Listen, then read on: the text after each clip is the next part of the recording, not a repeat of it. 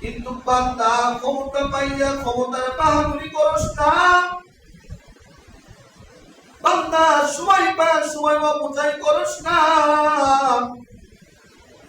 এ বান্দা তোর চাইতে ক্ষমতা কিন্তু হারুন আর রশিদ তাকে কিন্তু খপ দেই নাই। কথা বলেন ঠিক কিনা? হারুন আর রশিদ এত বড় বাদশা ছিলেন। হারুন আর রশিদ যখন তিনি বাদশার চেয়ার পাইছিলেন, তিনি মনে করছিলেন আমার মতো বাদশা, আমার মতো ক্ষমতাশালী দুনিয়াতে আর কেউ হবে না।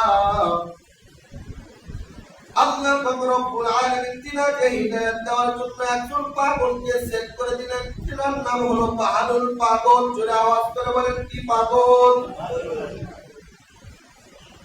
এই বাহাদুর পাগল প্রত্যেকদিন আল্লাহ পাক রব্বুল আলামিনের দরবারে সিজদায় লুটিয়ে যায়, আল্লাহকে ডাকতে বলে, আল্লাহ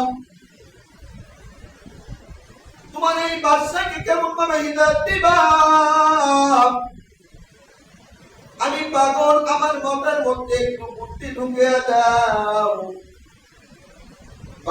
পাগল সিজদায় লুটিয়ে পড়ে গেলেন।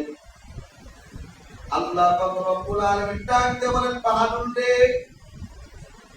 তুমি খরিদওয়ালা হও, খরিদওয়ালা হইয়া আইসক্রিম লইয়া বাদশার বাড়ির দরবারে লইয়া যাও। আর ডাকতে বলো, ইয়া আইয়ুহান নাস, এ সকল মানুষেরা, ওয়ারহামনি, আমার প্রতি একটু রহম করো, দয়া করো। পাগল যখন বাদশার বাড়ির নিকটে গেলেন, আর ডাকতে বলতেছেন, ইয়া আইয়ুহান নাস, এ সকল মানুষেরা, ওয়ারহামনি, আমার প্রতি একটু রহম করো, দয়া করো। এই কথা বাদশার কান পর্যন্ত পৌঁছিয়া গেলেন। বাদশা তখন তার দারোয়ানকে ডাকতে বলতেছে, দারোয়ান দেখ আজকে কোন মানুষ আসছে। যে মানুষ আসতে বলতেছে, সকল মানুষরা আমার প্রতি একটু রহম করো, দয়া করো। আজকে এমন একটা জিনিস নিয়ে আসছি, এই জিনিস যদি কেউ ক্রয় করে তবু শেষ হইবে, আর যদি ক্রয় না করে তবু শেষ হইবে। বাদশা সাহেব তিনার দারোয়ানকে ডাকতে বললেন, দারোয়ান যাও, তিনাকে ডাক দিয়ে যাও। বাহাদুর পাগলকে ডাক দিলেন। বাহাদুর পাগলকে ডাকতে বলতেছেন, ওরে পাগল,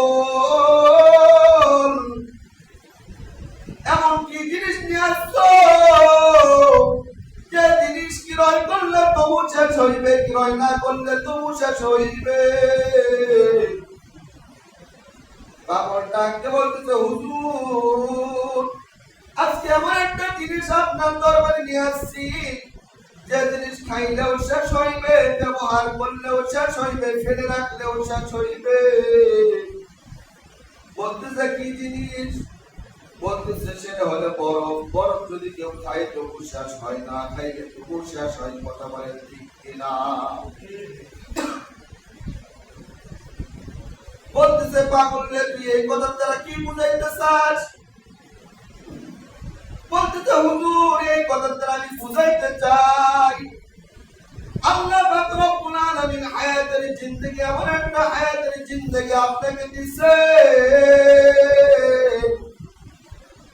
এই হায়াতের জিন্দেগি যদি কেউ নবীর সুন্নাত অনুযায়ী চলে তবু শেষ হইবে, যদি কেউ আল্লাহ তাআলার আদেশ অনুযায়ী জীবনটা গঠন করে তবু শেষ হইবে।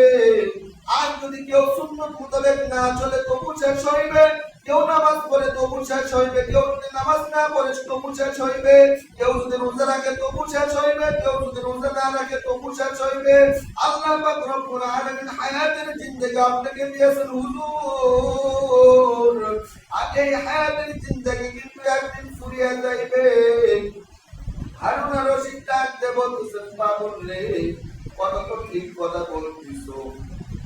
আজকে এত সুন্দর ক্ষমতা পাইছি, এত সুন্দর দামি চেয়ার পাইছি, এই চেয়ার একদিন আমার ফুরিয়ে যাইবে, ক্ষমতা শেষ হইবে, এই দুনিয়া ভাঙচুর হয়ে শেষ হইবে, এই দুনিয়া ছেড়ে একদিন কবর জগতে চলে যাইব। আল্লাহ পাক রব্বুল আলামিন ডাকতে বলে, হারুন আর রশিদ, তোকে ক্ষমতা দিয়ে দিয়েছিলাম, তোকে সময় দিয়েছিলাম, তোকে জ্ঞান দিয়েছিলাম, বুদ্ধি দিয়েছিলাম, আর এই ক্ষমতা কাদের রাজ্যে তুমি পান করেছো বলো? তখন আমি হারুন আর রশিদ, আমি মাওলার দরবারে কি হিসেব দেবো? কথা বলেন না। সেই হারুন আর রশিদ ক্ষমতা পেয়েছিলেন, তবু চিন্তা ছিল মাওলার দরবারে কি হিসেব দেব। আর আজকে আমি আপনি লম্বা চেয়ার, কমতলা চেয়ার পাওয়ার পর, ক্ষমতা চেয়ার পাওয়ার পর, আরে ইসলামকে ভুলে যায়, ইসলামের কোরআনের আইনকে ভুলে যায়। কথা বলেন ঠিক কিনা? অথচ মুসলমানের দেশ। আপনাদের হাতে পায়ে ধরে বলতে চাই, রাজনীতি নয়, কোন দল নয়, কিন্তু একটাই দোয়া করব, আল্লাহ তাআলা এই বাংলার জমিনে এমন একটা মানুষকে সেট করে যেন দেয়, যে মানুষের কারণে কোরআন সুন্নাহর আইন যেন জারি হয়ে যায়। শুনে বলেন আল্লাহু আকবার। দোয়া করবেন তো ইনশাআল্লাহ। বিএনপি আসুক এটা চান না, জামাত আসুক এটা চান?